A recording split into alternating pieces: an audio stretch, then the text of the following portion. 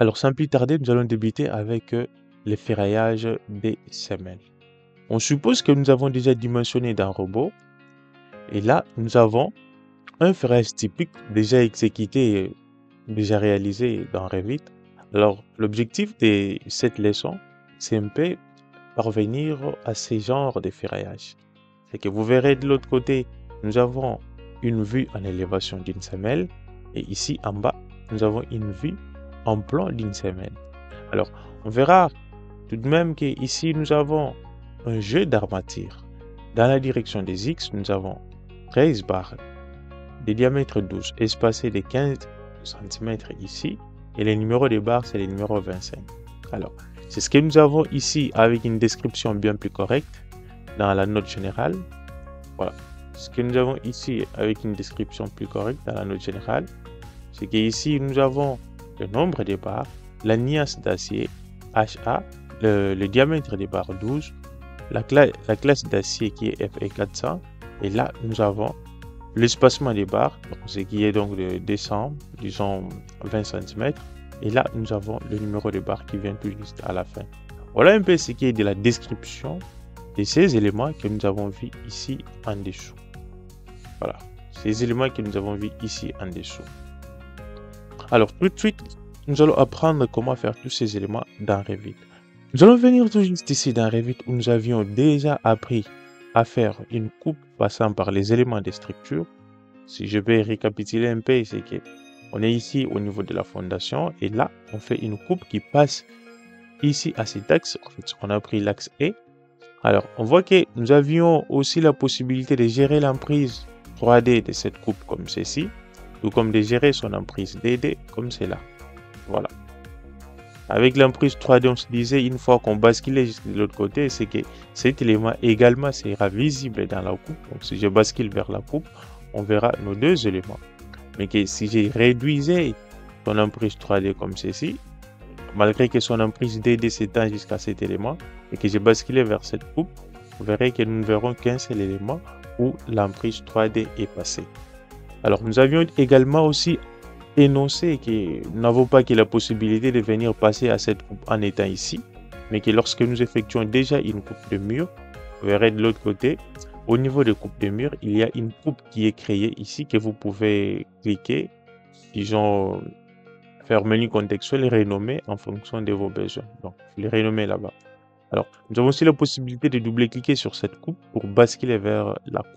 Alors, nous avions déjà insigné les paramètres d'enrobage ici, donc on pourra vérifier. Je vais en structure, enrobage, et là, si je viens cliquer ici, je vois que j'ai l'enrobage 5 cm. Alors, c'est là, au niveau de la semelle, où je dois commencer à faire les détails d'exécution. De première vue, nous avions déjà expliqué tous ces éléments. Si je vais au niveau d'armature, alors, nous avions déjà expliqué que de l'autre côté, on verra les diamètres des barres avec la résistance élastique de l'acier. Là, nous avons la forme des barres. Nous avons différentes formes ici, partant de la forme 0 jusqu'à la forme 77. Alors, nous avons également ici, disons, en gras, les différentes formes ici. Là, nous avons la forme 51, disons pour les cadres et tout consort. Voilà. Là, c'est pour les cerces et tout consort. Alors, en ce qui nous concerne ici, nous devons mettre les armatures, disons, dans les sens des X, tout comme dans les sens des Y. Donc, si je prends ici forme 0, je vois que c'est cette forme ici que j'ai pris. Voilà, c'est cette forme-là que j'ai pris. Alors, je commence par prendre la forme de l'armature, forme 0, et je viens ici prendre les diamètres de l'armature avec sa résistance élastique. Donc, je viens ici, je prends les diamètres 12 avec FE400. Là, ça me convient. Et ici, une fois que je m'approche avec mon armature, vous verrez que l'armature s'étend déjà au niveau de l'enrobage. Alors, tout ce que je vais faire, je vais venir ici au niveau de l'orientation. Là, par exemple, si je viens là-bas, vous verrez que mon armature se place dans la direction des X. Alors, si je vais placer les armatures dans la direction des Y, dans cette coupe, je viendrai ici au niveau des orientations. Je choisirai perpendiculaire à l'enrobage. Alors, si je viens là-bas, vous verrez, c'est mon armature qui se place tout juste là. Mais vous constaterez qu'il y a une seule armature qui vient. Alors, là, il faut paramétrer les jets d'armature. C'est que je vais venir ici au niveau des jets d'armature, je déroule cet onglet, vous verrez que la règle de présentation là c'est unique. Je vais dérouler ces règles, je vais venir ici, c'est là que je dois choisir soit nombre fixe, soit espacement maximum, soit nombre avec espacement, soit espacement de dégagement minimal. Alors, quant à moi, je vais prendre espacement maximum, je prends espacement maximum, et là, je dois valider l'espacement.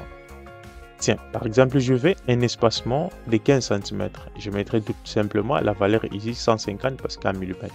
Alors, une fois que je valide avec tout ceci, une fois que je viens avec mes armatures jusque là, voilà, une fois que je viens avec mes armatures jusque là, je le pose tout juste là, vous verrez que mes armatures descendent jusqu'ici et il prend correctement la forme. Alors, et là, je peux annuler, je peux sélectionner ces armatures. Je vois qu'au lieu de se placer au niveau de la semelle, ils sont placés au niveau des boutons de propriété. Alors, je peux réduire leur emprise jusque là, comme ceci. Je peux également aussi de l'autre côté réduire l'emprise jusque là. Et au besoin sélectionner et augmenter avec. Voilà. Augmente avec jusque là. J'utilise alors les touches de direction. Et je vais sélectionner ces armatures et je vais les réduire correctement jusqu'au niveau de l'enrobage de gauche à droite. Alors, même de l'autre côté, je ferai la même chose. Je vais venir avec jusque là, jusqu'au niveau de l'enrobage. Alors là, je mets les armatures dans une direction. Alors, je vais faire la même chose avec l'autre direction, disons dans la direction des Y. Alors, je peux venir tout juste ici. Je vais cliquer encore sur armature. Alors là, je vais garder les mêmes jets d'armature avec les règles de présentation espacement maximum. Et là, je vais dérouler au niveau de l'orientation. Alors, pour mettre les armatures dans cette direction, je vais prendre ici une orientation parallèle au plan de construction.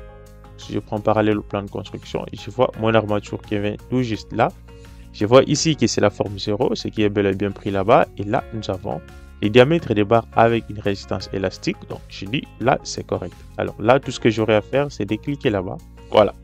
De cliquer là-bas. Là, je vois que j'ai mis mes armatures et dans la direction des X, tout comme dans la direction des Y.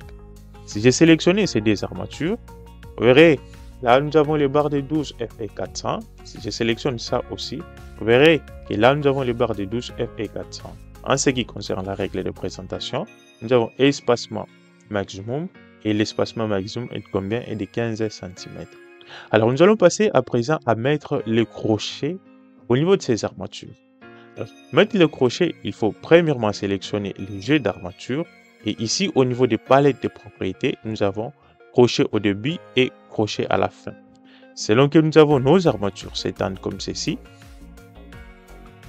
Voilà, selon que nous avons nos armatures s'étendent comme ceci, nous avons la possibilité de donner des crochets avec un angle, disons, de 90 degrés, comme ceci. Comme nous avons aussi la possibilité de donner nos armatures des angles, disons, de 135 degrés. Nous avons aussi la possibilité de donner à nos armatures des angles de 180 degrés, comme ceci. Alors, tout ça, on les voit tout juste ici dans Revit, une fois les armatures sélectionnées. Vous venez ici au niveau des crochets au début, et là, je vais dérouler aucun. Je dis, mettez-moi les angles de 90 degrés.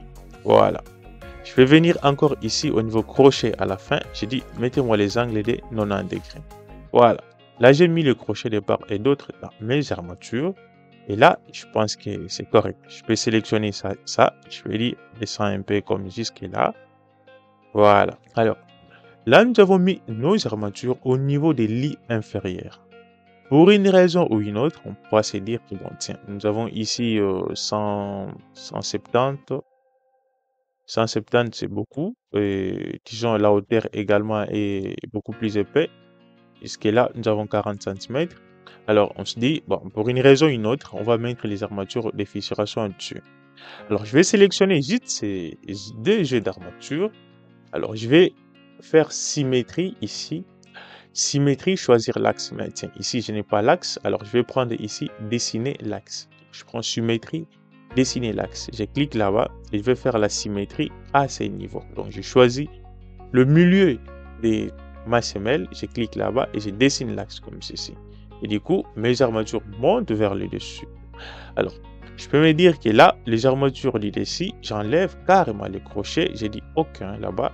Et ici, j'ai dit aussi aucun. Voilà, j'ai pas de crochet au-dessus. Je peux descendre avec mes armatures jusqu'au niveau de l'enrobage en utilisant les touches de direction. Alors, là, c'est correct. Je pourrais me dire aussi qu'avec ça, les armatures de fissuration dessus, je ne vais pas garder 15 cm de mailles et je vais aller par exemple à 25.